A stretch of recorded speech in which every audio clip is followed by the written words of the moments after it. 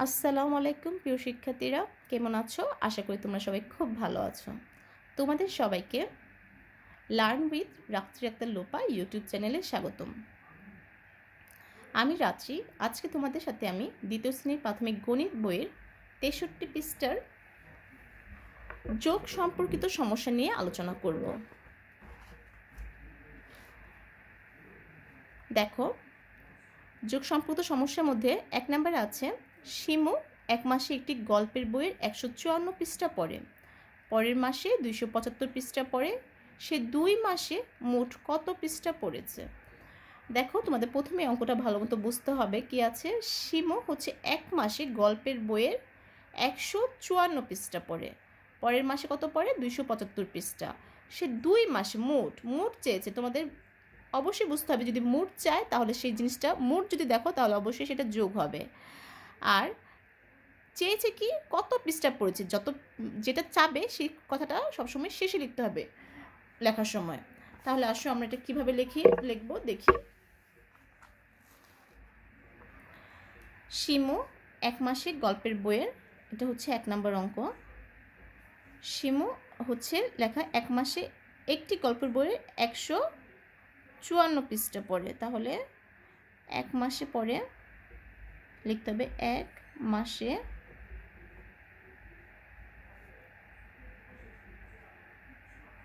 পড়ে 154 পৃষ্ঠা।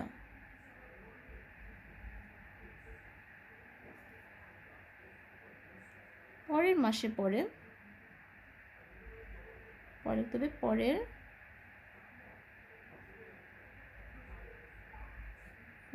মাসে পড়ে 275 পৃষ্ঠা।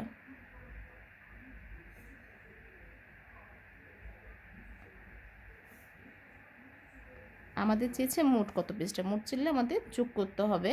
আর দেখো, তোমাদের সব সময় অঙ্ক তোলার সময় একক, দশক, শতকের অঙ্কগুলো ঠিকভাবে লিখতে হবে। এককের জায়গায় এককের পরটা তো একক লিখতে হবে। যদি তোমরা এলোমেলোভাবে লেখো তাহলে তোমাদের যোগ করতে সমস্যা হবে এবং উত্তর ভুল হবে। তাহলে 2 মাসে মোট চেয়েছে, মোট লিখতে হবে মোট, অতএব মোট পরে সমান সমান। এখন আমাদের যোগ করতে হবে। দেখো, 5 আর 4 যদি যোগ করি, তোমরা হাতে গুণও করতে পারো কিংবা এখানে দাগ কেটেও করতে পারো। 4টা দাগ কাটবে, তারপর 5-এর পর থেকে গুনবে এভাবে 1 2 3 4। 5-এর পর থেকে যদি গণো 6 7 8 9, তাহলে 5 আর 4 যোগ করলে হবে হচ্ছে 9। হাতে কিছু থাকে না, তারপর 5 আর 7 যোগ করলে কত হবে? 5 আর 7 যোগ করলে হবে 12। আমরা 12 লিখতে পারবো না, 12-র কত লিখবো? 12-র 2 লিখবো, একক স্থানের অঙ্কটা লিখবো। আর দশকের যে 1 সেটা আমরা হাতে রাখবো, হাতে রেখে এই দুইটার সাথে আবার যোগ করে দেবো। তাহলে 1 আর 2 হচ্ছে 3, আর হাতে ছিল 1, তাহলে হাতের 1 যদি যোগ করি 3 আর 1 4। তাহলে আমাদের উত্তর হয়েছে 429 পৃষ্ঠা। উত্তর কত হয়েছে? 400। উত্তর 429 পৃষ্ঠা পড়ে। দেখো, আমরা 2 নম্বর অঙ্ক যদি করি, 2 নম্বরে কি আছে? একটি বিদ্যালয়ে দ্বিতীয় শ্রেণীতে 136 জন ছাত্র এবং 120 জন ছাত্রী আছে। দ্বিতীয় শ্রেণীতে মোট কতজন শিক্ষার্থী আছে? দেখো, ছাত্রের সংখ্যা দেওয়া আছে আর ছাত্রীর সংখ্যা দেওয়া আছে। যদি আমরা ছাত্র এবং ছাত্রী দুইটা যোগ করি তাহলে আমরা ছাত্র ছাত্রীর সংখ্যা পাবো। ছাত্রছাত্রী মানে হচ্ছে মোট শিক্ষার্থীর সংখ্যা। ছাত্র এবং ছাত্রীকে একসাথে আমাদের শিক্ষার্থী বলে। তাহলে আমাদের ছাত্রের সংখ্যা যোগ করতে হবে এবং ছাত্রীর সংখ্যা যোগ করতে হবে। এই দুইটা সংখ্যা যোগ করার পর যত হবে সেটাই হবে আমাদের উত্তর, মোট শিক্ষার্থীর সংখ্যা। তাহলে আমরা যদি লিখি 2 নম্বর অঙ্ক,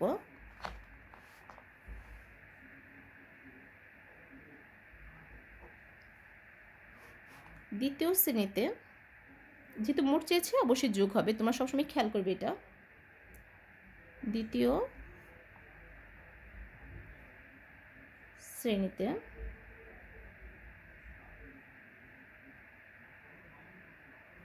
ছাত্র আছে ছাত্র আছে কত? 136 জন। 136। দেখো জন চেয়েছে কতজন, তাহলে আমাদের জন কথাটা সবার শেষে লিখতে হবে। এরপর আমরা লিখতে পারি দ্বিতীয় শ্রেণীতে ছাত্রী আছে, ছাত্রী আছে কত? 120 জন। দেখো আমি যেই কথাটা একই কথা হলে শ্রেণীতে লিখবো শ্রেণীর নিচে, তাহলে আমি এখানে ডট দিয়ে দিয়েছি। এভাবে দিলেও অঙ্কটা হয়ে যাবে, বারবার লেখার দরকার নেই। দেখো এবার এই দুটো আমরা যোগ করে দেব। যোগ করলে অতএব কি হবে? অতএব মোট শিক্ষার্থী আছে, মোট শিক্ষার্থী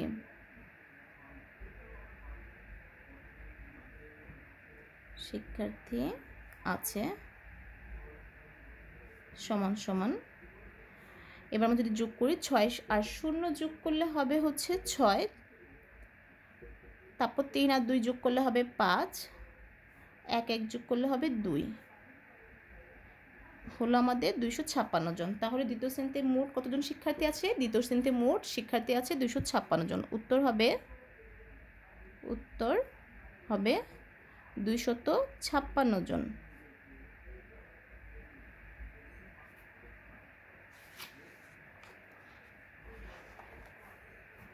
দেখো আমরা 3 নম্বর অঙ্ক যদি করি, 3 নম্বরে কি লেখা আছে? দ্বিতীয় শ্রেণীর ক শাখায় 123টি বই শিক্ষার্থীদের মাঝে বিতরণ করা হলো। তাহলে কি? দ্বিতীয় শ্রেণীর ক শাখায় 123টি বই শিক্ষার্থীদের মাঝে বিতরণ করা হলো, খ শাখায় 131টি বই বিতরণ করা হলো। মোট কতগুলো বই বিতরণ করা হলো? মোট চেয়েছে মানে যোগ হবে। তাহলে এখানে শাখা আছে 2টা, ক শাখা এবং খ শাখা।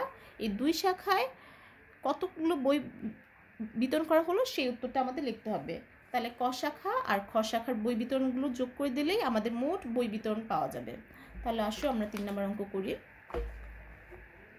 3 নম্বরে যে বলেছে ক শাখায় 123টি বই। আচ্ছা, ক শাখায় লিখতে হবে কতগুলো বই চেয়েছে, তাহলে বই কথাটা আমাদের শেষে লিখতে হবে। লিখতে হবে ক শাখায়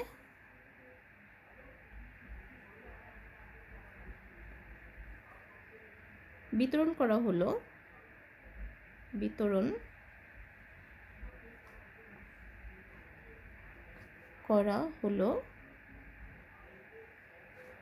123টি বই।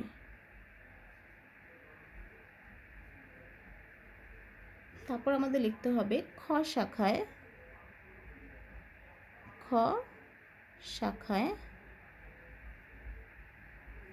বিতরণ করা হলো 131টি বই। 131টি বই। এই দুটো যদি আমরা যোগ করে দেই ক আর খ শাখার বইগুলো, তাহলে আমাদের মোট বই বের হয়ে যাবে। তাহলে অতএব মোট বই বিতরণ করা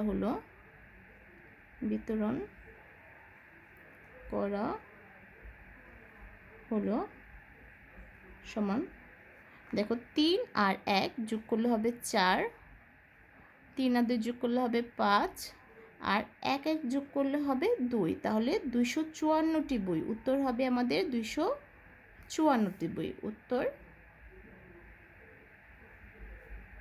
254টি বই। মোট বই বিতরণ করা হলো কতটি? তাহলে 254টি। দেখো আমরা 4 নম্বর অঙ্ক দেখি।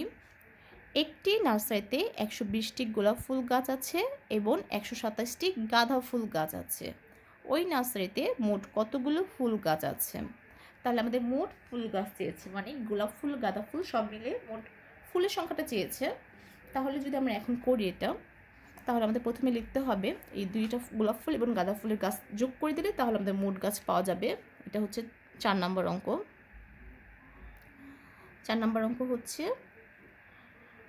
লিখতে হবে আমাদের প্রথমে গোলাপ ফুল গাছ আছে, গোলাপ ফুল গাছ আছে 120টি, 120টি। তারপর লিখতে হবে গাঁদা ফুল গাছ আছে, গাঁদা ফুল গাছ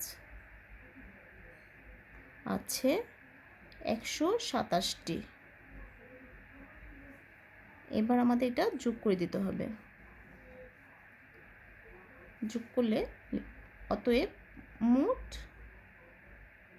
ফুল গাছ আছে, ফুল গাছ আছে সমান 0 সাথে 7 যোগ করলে হবে 7, 2 2 হবে 4 আর 1 1 2টি, মানে মোট 247টি গাছ আছে। উত্তর হবে 247টি। উত্তর 247টি গাছ আছে, গাছ আছে। দেখি আমরা 5 নম্বর অঙ্কটা পড়ি। দেখো 5 নম্বরে আছে একটি পুকুরে 125টি শিং মাছের পোনা এবং 250টি মাগুর মাছের পোনা ছাড়া হলো। ওই পুকুরে মোট কতগুলো মাছের পোনা ছাড়া হলো? মোট মাছের পোনা চেয়েছে, তাহলে আমাদের শিং মাছের পোনা এবং মাগুর মাছের পোনা যদি যোগ করে দিই তাহলে আমরা মোট মাছের পোনা পাবো। 5 নম্বর অঙ্ক আমরা করি।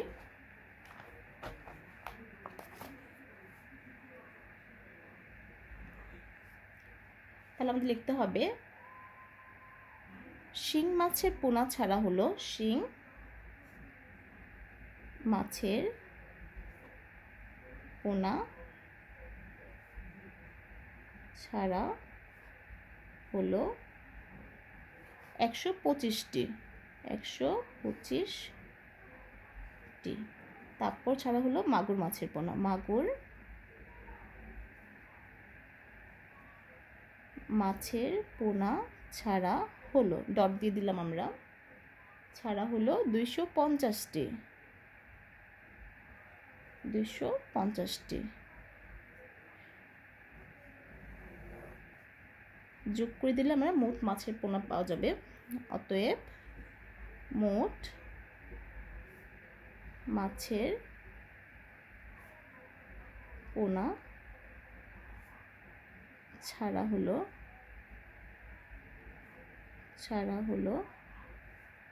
সমান 5 আর 0 যোগ করলে হবে 5, 5 আর 2 যোগ করলে হবে 7, আর 2 আর 1 যোগ করলে হবে 3।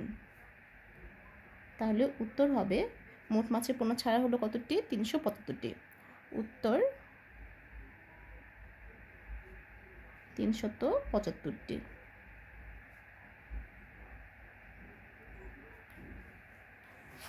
দেখো আমরা 6 নম্বর অঙ্কটা দেখব এবার। একজন ফল বিক্রেতা প্রথম দিন 360 টাকার আম বিক্রি করলেন, দ্বিতীয় দিন 475 টাকার আম বিক্রি করলেন।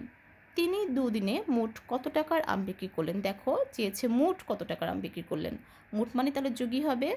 তাহলে প্রথম দিন 360 টাকার আম বিক্রি করলেন আর দ্বিতীয় দিন 475 টাকার আম বিক্রি করলেন। তাহলে 2 দিনে, এই 2 দিনে কত আম বিক্রি করলেন? তাহলে আমাদের 2 দিনটা, প্রথম দিন এবং দ্বিতীয় দিন এটা যোগ করে দিলে আমরা মোট 2 দিনে কত আম বিক্রি করলেন তা পাবো। তাহলে আমরা এই অঙ্কটা এভাবে করতে পারি। দেখো 6 সবার শেষে ছিল কত টাকার আম বিক্রি করলেন, তাহলে টাকা, কত টাকা, তাহলে কত টাকা, এই টাকাটা আমরা শেষে লিখব। তাহলে লিখব প্রথম দিনে বিক্রি করলেন, প্রথম দিনে বিক্রি করলেন 360 টাকার, 360 টাকার। তারপর আমাদের লিখতে হবে দ্বিতীয় দিনে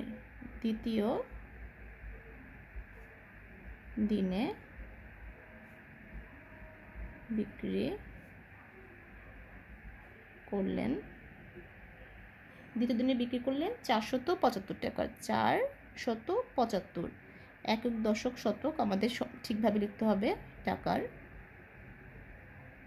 অতএব 2 দিনে মোট বিক্রি করলেন, এটা হবে হচ্ছে উত্তর। যোগ করে দিতে হবে 2টা, তাহলে অতএব 2 দিনে মোট বিক্রি করলেন, মোট বিক্রি করলেন সমান সমান 5 আর 0 যোগ করলে হবে 5, তারপর 7 আর 6 যদি যোগ করি, 7 আর 6 যোগ করলে হবে 13, 13 আমরা 13 লিখবো না, 13 একক স্থানে আছে 3, তাহলে আমরা 3 লিখবো। আর যে 1 রয়েছে দশকে সেটা আমরা এই দুটার সাথে যোগ করে দেবো, 4 আর 3 7, সাথে সাথে ছিল 1, তাহলে সাথে সাথে 1 যোগ করলে হবে 8, 835 টাকার। তাহলে 2 দিনে মোট কত টাকার বিক্রি করলেন? উত্তর হবে 865 টাকার আম বিক্রি করলেন। উত্তর হবে 835 টাকা। তাহলে 865 টাকার তিনি আম বিক্রি করলেন। দেখি আমরা পরের অঙ্কটা কি লিখেছে। 7 নম্বর অঙ্ক। 7 নম্বর অঙ্ক লিখেছে, একটি গ্রামের লোক সংখ্যা 400 জন, আরেকটি গ্রামের লোক সংখ্যা 320 জন, 2 গ্রামের মোট লোক সংখ্যা কত? তাহলে আমাদের এখানে 2টি গ্রামের লোক সংখ্যা দেওয়া আছে, তার মধ্যে একটি গ্রামে হচ্ছে 400 জন আর আরেকটি গ্রামে হচ্ছে 320 জন। তাহলে 2 গ্রামের, আমাদের এই 2 গ্রামের মোট লোক সংখ্যা বের করতে হবে, যোগ করতে হবে। এটা মোট যেহেতু বলেছে, মোট থাকলে আমাদের যোগ করতে হবে। তাহলে আমরা 7 নম্বর অঙ্কটা করি। 7 নম্বর হচ্ছে আমাদের লিখতে হবে, একটি গ্রামের লোক সংখ্যা সমান সমান একটি গ্রামে লোক সংখ্যা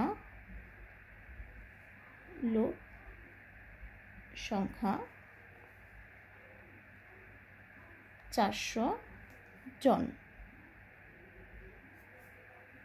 তারপর আরেকটি গ্রামে লিখতে হবে, আরেকটি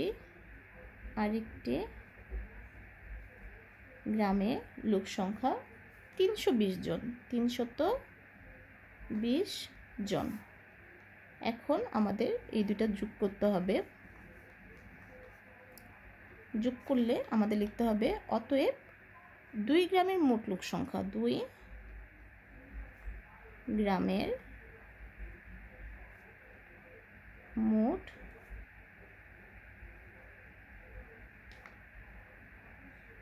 সংখ্যা সমান সমান 0 0 যোগ করলে 0ই হবে, 0 সাথে 2 যোগ করলে 2 হবে, 8, 4 সাথে 3 যোগ করলে হবে 7। তাহলে আমাদের হয়েছে 720 জন। উত্তর হবে 2 গ্রামের মোট লোক সংখ্যা 720 জন। উত্তর 720 জন। তোমাদের আরেকটি কথা বলি, তোমরা যখন এই অঙ্কগুলো করবে, কথার অঙ্কগুলো, তখন তোমরা অবশ্যই প্রতিটা যেখানে যে কথা প্রথমটা লিখেছো, পরের কথাগুলো ঠিক সেভাবে সেই লাইন অনুপাতে লিখবে, উলটপালটভাবে লিখবে না। ধরো তোমরা যদি এই লিখতে লিখতে এই আরেকটি গ্রামের লোক সংখ্যা এই পাশে এসে পড়ো, সংখ্যার জায়গায় যদি সংখ্যা না থাকে তাহলে কিন্তু তোমাদের দেখতে এটা সুন্দর হবে না। তাই তোমরা চেষ্টা করবে সংখ্যার জায়গায় সংখ্যা লিখতে, আর সংখ্যার জায়গায় শুধু সংখ্যা লিখলে হবে না, একক, দশক, শতক এগুলো সঠিকভাবে লিখতে হবে, আর কথাগুলোও সঠিকভাবে লিখতে হবে। এই যে যোগ করার পরেও দেখো এই যোগফলটাও সঠিক জায়গায় নামাতে হবে। এর জন্য আগের কথাগুলো যাতে আমাদের ঠিক এতটুকুর মধ্যেই হয়ে যায়, সেইভাবেই করে তোমরা লেখা শুরু করবে। আচ্ছা, আমরা পরের অঙ্কটা দেখি।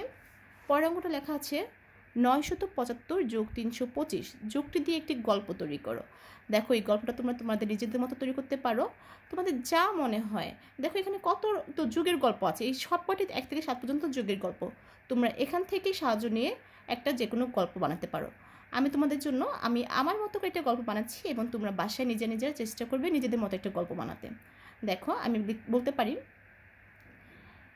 একটি স্কুলে 975 জন ছাত্র আছে, অন্য একটি স্কুলে 325 জন ছাত্র আছে, 2 স্কুলে মোট ছাত্র সংখ্যা কত? এটা একটা গল্প হতে পারে। তোমরা আবার নিজেদের মতো অন্য কিছু বলতে পারো, যেমন মিতুকে তার মা 975 টাকা দিল, তার বাবা দিল 325 টাকা, তার এখন মোট কত টাকা হইল? এটি যুগের গল্প।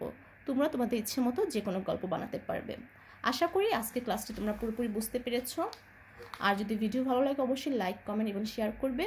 আর আমার চ্যানেলে যদি নতুন হয়ে থাকো অবশ্যই সাবস্ক্রাইব করে আমার পাশে থাকবে, যাতে পরবর্তীতে নতুন কোনো ভিডিও আসলে তোমার সাথে তা দেখতে পারো। তোমাদের সবাইকে ধন্যবাদ জানিয়ে আজকে ক্লাসটা শেষ করছি। তোমরা সবাই খুব ভালো থেকো, সুস্থ থাকো। আল্লাহ হাফেজ।